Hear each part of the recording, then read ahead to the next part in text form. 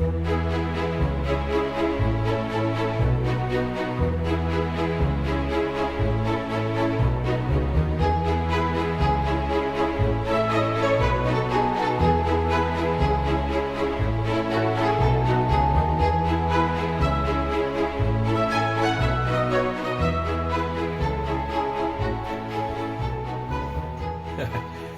was made aware of a video that Shabir Ally put up on May 19th by Colin Knight from Islam Critiqued. He put a great video up there looking at the admission by Dr. Shabir Ally that there were variants, that there are many variants, and that didn't matter because these variants didn't change any belief or any practice.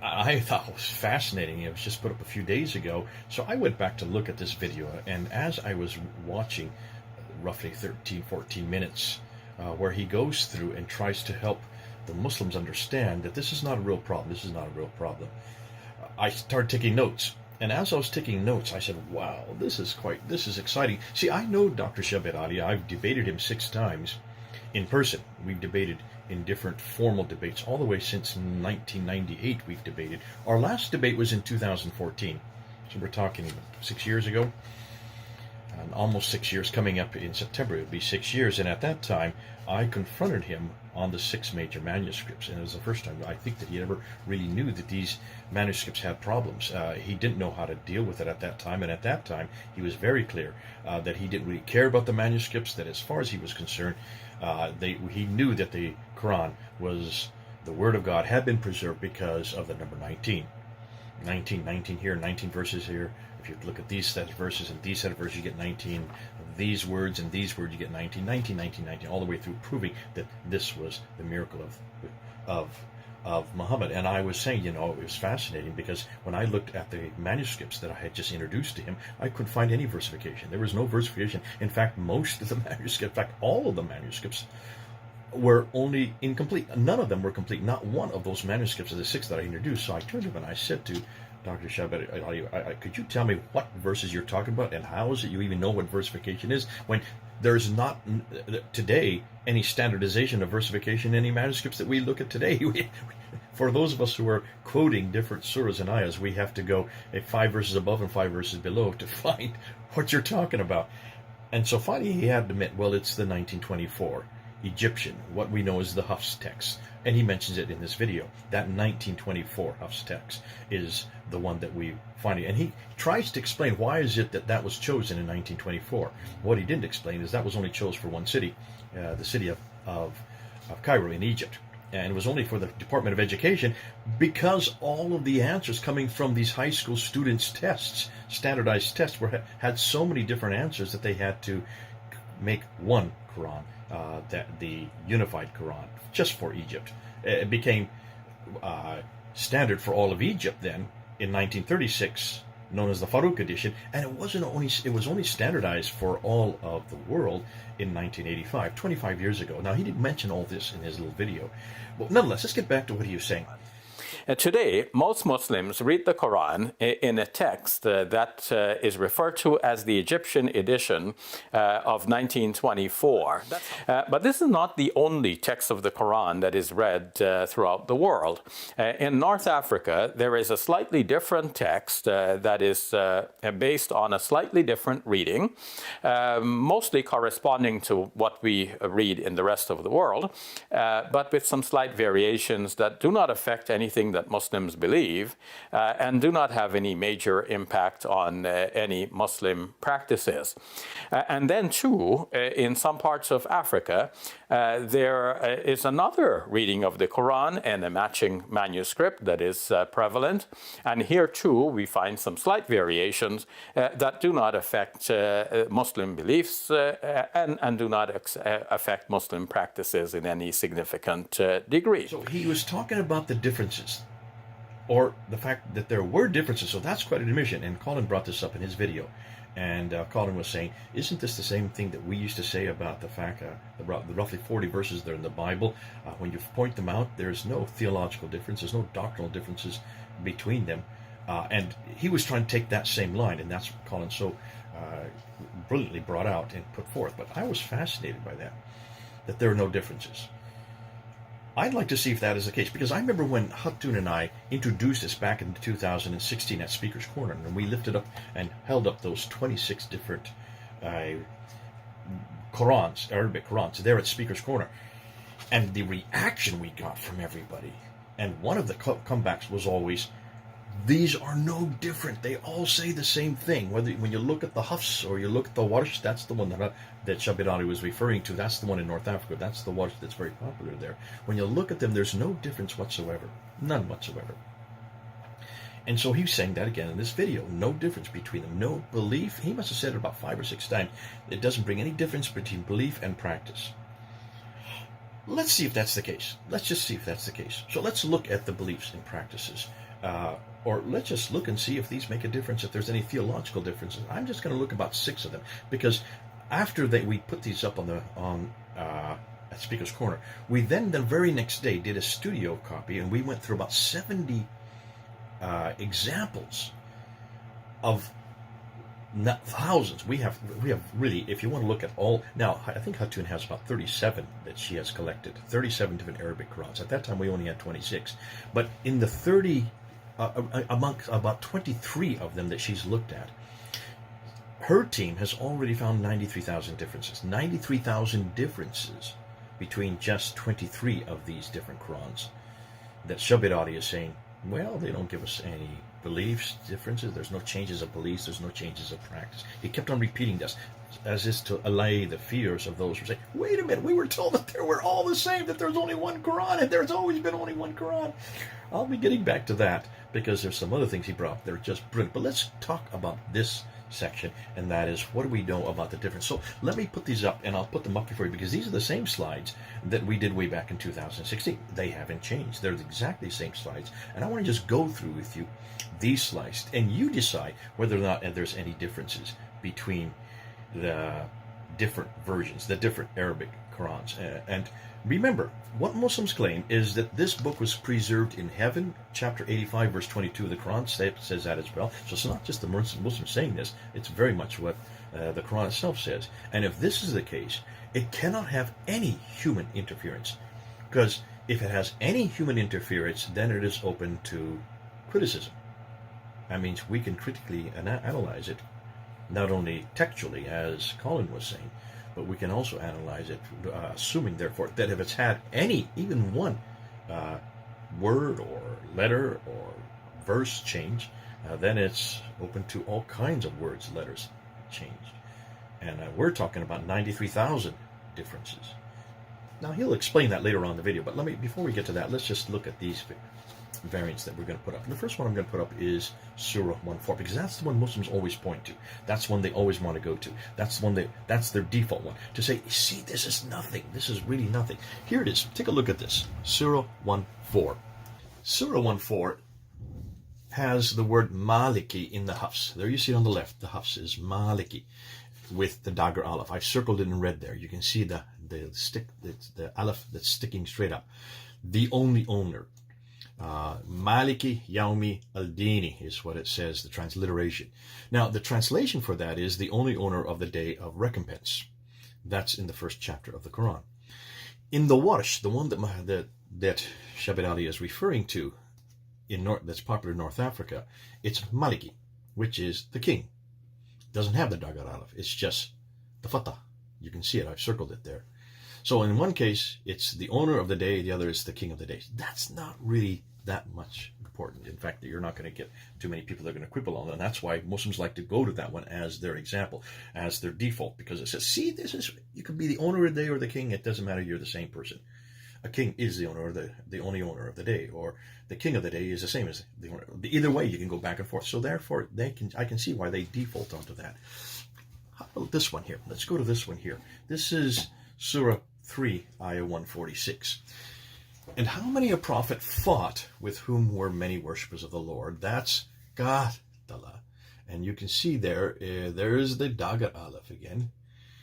On the Warsh side, when you get to the Warsh reference, it's the Aleph is taken out, the Dagar Aleph is taken out, and a Dhamma is inserted there above the Kaf.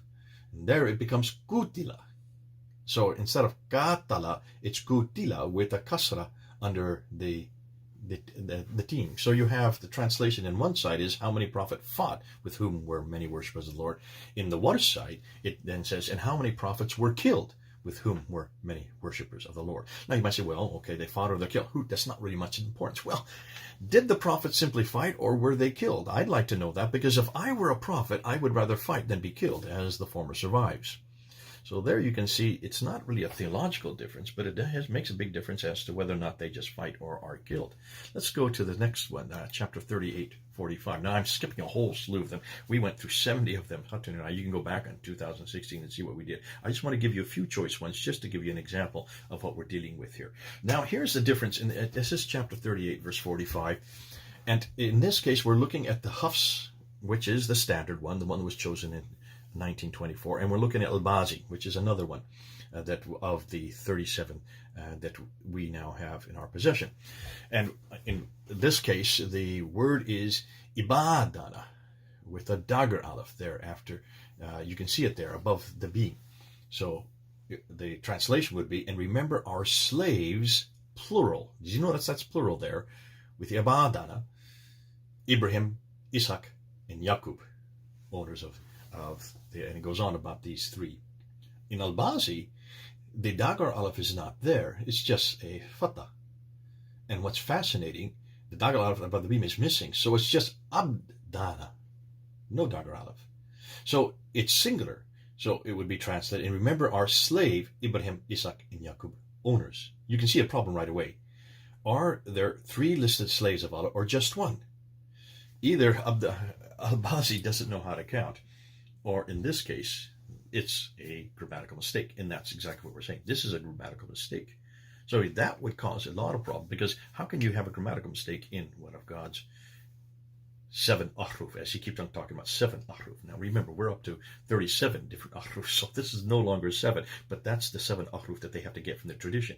We'll get into that. That's a whole other video about the ahruf and the readings. Nonetheless, can you see, he's at this time, already we're going to see that there are we do have a real difference between the two texts. Let's go to look at another one, and this is chapter 43, verse 19.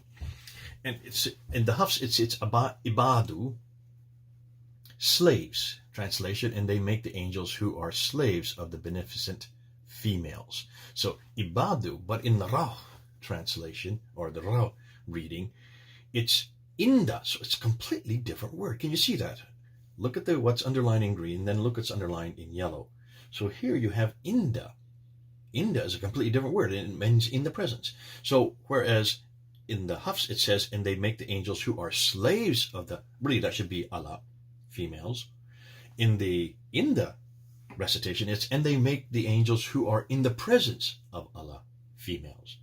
Now there are two problems here. One is, are the angels slaves of Allah or simply in the presence of Allah? Or second problem, is it the slaves or those in the presence of Allah who are made females? Now, if I were an angel, I would prefer to be in God's presence rather than his slave. Furthermore, being male, if I were an angel, I would prefer if the slaves were made females. Thank you, not myself. So you can see, regardless of whether you want to say this is not a theological problem, this is not so much a theological problem. Well, some may say so, because who are in God's presence that are made females? Are they the slaves or just people who are in their presence? So you can see you've got to deal with which is the one, the standard that is in the heaven, which is the one that is on those eternal tablets. And it's fascinating that in every case, in this case, Hafs has got it correct, because in the case of the number of people, well, whether or not with the ibadana, with the three listed slaves of Allah, Abraham, Isaac, and Yaqub, there you can see that the Hafs has got it correct. So which suggests to me, in every case so far, Hafs has been correct. In this case, there is a difficulty between the two texts. Now let's go to chapter 46, verse 15. And here you see ihsanan. So it says, and we have joined on man doing good to his parents. Doing good is how that is translated in the Hafs text. In the Al-Duri, which is fascinating, because Al-Duri has really two different Qurans. He actually contradicts himself later on. But in this case, this is the Abu Amir al-Allah version of his readings. It is husnan. Instead of it's isanan, it's husnan, which means beauty. So on the Hafs side, and we have enjoined on man doing good to his parents, in the Al-Duri translation, and we have enjoined on man beauty to his parents. So the problem here is, are men supposed to do good or be beautiful to their parents? Now, I'm a parent. I have 3 boys. And I would prefer that my boys were good rather than being beautiful. To me, that makes a big difference. So you can see that would make a huge difference. Not so much theologically, but it's certainly in the application, it would make a big difference. Let's go to another one. And this is probably what I'll end with, and that's Surah 98, verse 6.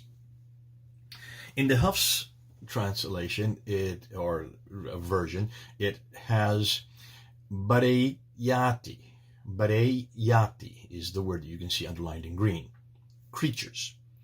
In the Warsh, which is the one that's used in North Africa, it's the Al-Asbahani version of the Warsh, because there's more than one.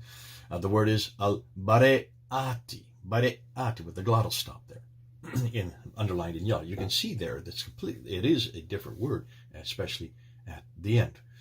So that refers to as the innocent. So the translation in the Hafs would be, indeed, they who disbelieved among the people of the scriptures and the polytheists will be in the fire of hell, abiding eternally therein. Those are the worst of creatures. So it's talking about us, really, Christians.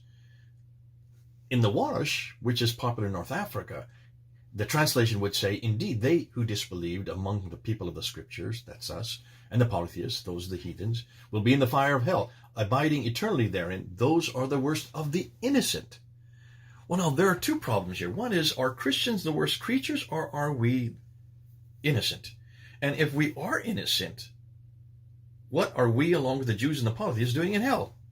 So that has a theological problem. You could do a doctoral thesis just on that, depending on how you're going to place that. Are we innocent, or are we just the creatures in hell? And so you can see that completely changes the theology, changes the meaning. So when Shabir Ally gets up there and he says this doesn't change the belief, it doesn't change certainly the practice, he has to repeat that over and over again to placate the people who are watching him. I would suggest they be careful. Now we've just looked at 6 or 7. We could look at 93,000 and look at the differences. I don't have time, nor do you have the time, nor would you want to, but this could be a huge work that we need to do, because I'd like to know exactly how he knows that this doesn't change the meaning. If I've just come up with 6 of them here, which has changed the meaning in every case. And in some cases, because of the fact that it changes the meaning, it goes against exactly what he is saying.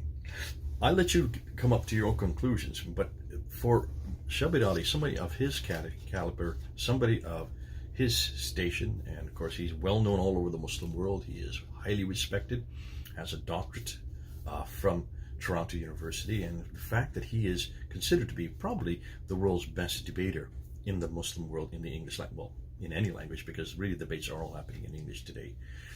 To have someone of his station say these things and not complete, and that's what's fascinating to me, because he gave no examples to support what he was saying, and that makes sense, because if I can come up with 6 examples right now that change the meaning, in some cases change the theology, and in some cases would change the practice, it stands to reason then why he came up with no example to support his case. Well, we'll leave it for him, we'll leave it for others, we'll leave it for you to decide. Does this change the meaning? We're going to go on and bring up some other things that he brought up in this video, but that's enough for now. I just wanted to deal with this whole problem of whether or not these variants, these diacritical variants, hold on to that. These are not consonantal variants. This is not the most damaging stuff yet. This is just the diacritical variants. Wait till we let you know and see what we're coming up with. The consonantal, the rosum text, the skeletal text. Ooh, wait till you get to that one. Then you really do see a changing meaning. Okay, this is Jay. Over now.